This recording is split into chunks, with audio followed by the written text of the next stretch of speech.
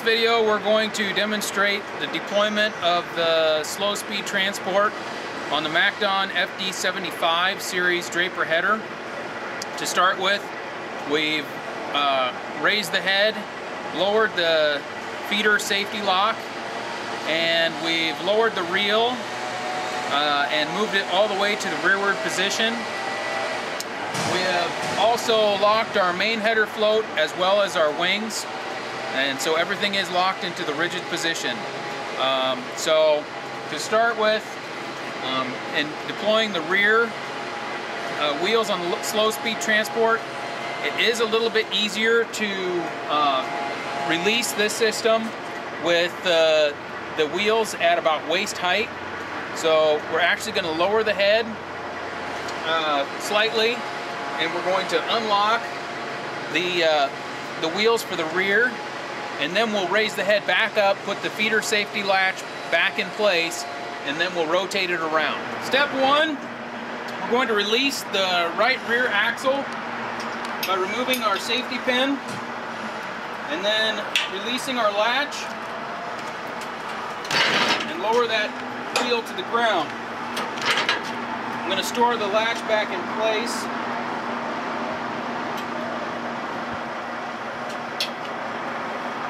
Step two, we're going to release our spring and lower the left-hand side.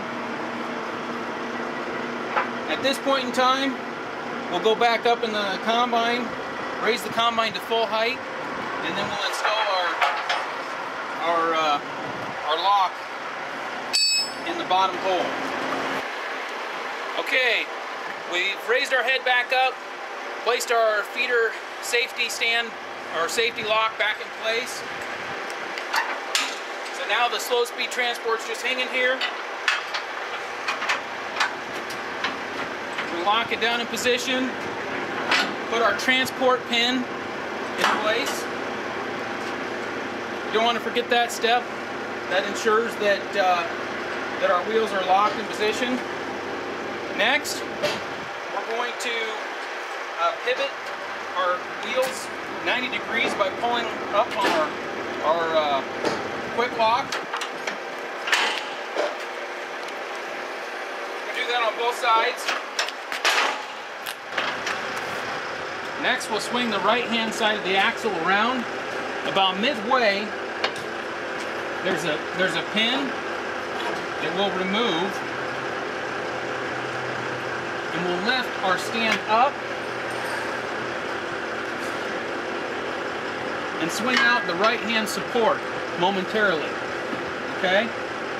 At this point in time, we'll lower that support back down now that this is uncaged. And as we swing it around, we're going to want to make sure that the top of this pin follows the line right behind the backside of our poly skid plates. So here we are following this line. We'll have just enough clearance to swing our axle around. There's kind of a socket and spring latch mechanism. We'll want to make sure that this right-hand support engages into. You'll hear a good pop when it goes in position. Make sure that that is engaged solidly. And then we don't want to forget our right-hand support. If we don't put this in position, we'll cause some damage.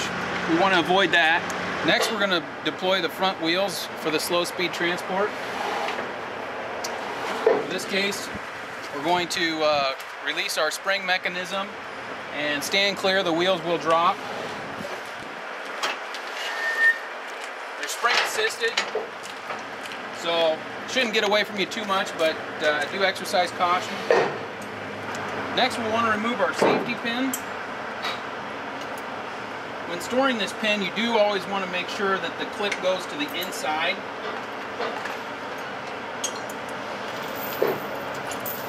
You can grip the spring mechanism, and that'll allow our absorber to be released. At that point in time, you'll lift up we're going to put it up in the highest storage position because it won't be used for transport.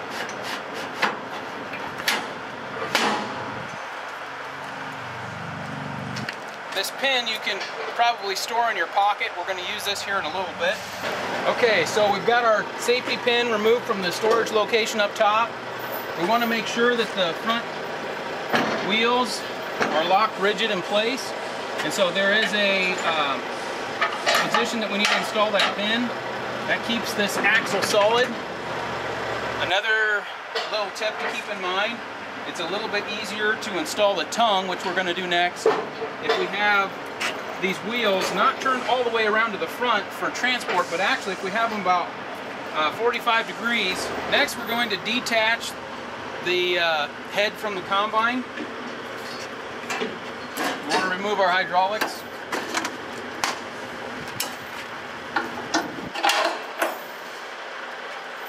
And our electrical connector.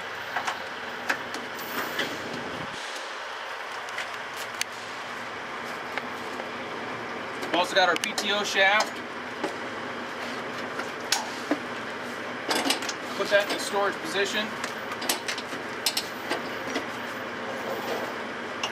We've got our feeder lock.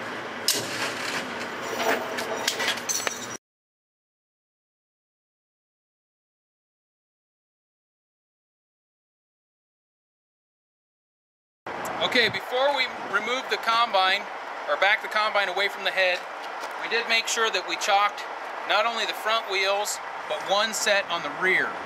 That way the head does not want to roll away from us. So for safety reasons, we've chalked that. Now we're going to take a look at removing the tongue. It's a two-part section. So we're going to go to the right side, remove the right half of the tongue, install it on the front, and then we're going to move to the left side and take this left tongue off and install it in place. Okay, so we've got a rubber strap on the front. Back here we have a pin with a safety ring. So we've got the safety ring. We're going to reuse this to connect the two halves of the tongue together. And we definitely do not want to forget to install this safety ring and use it up front.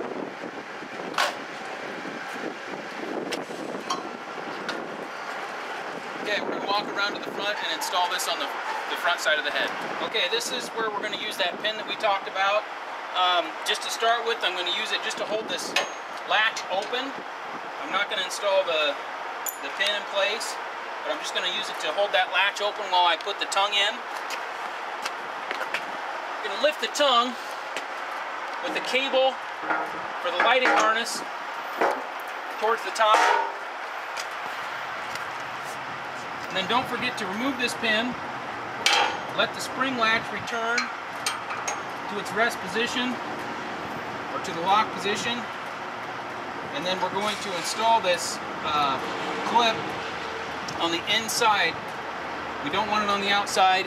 If a stock or a piece of debris were to come along and pop that out, then our safety pin would no longer be in place.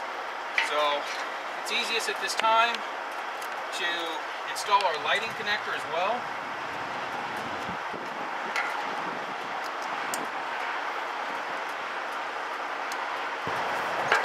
Okay, so we're going to, once again, same procedure on the left side. Remove our rubber strap. Over here we have a storage pin. We're going to take out. This pin will go back in place. It's used for storage only. Take our hitch down. We found that it's a little bit easier to assemble or disassemble this hitch with a 2x6 in place underneath the edge.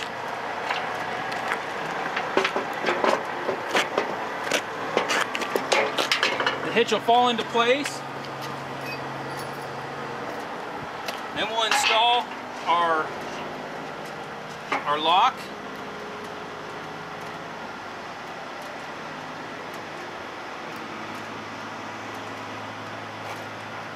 And our safety ring.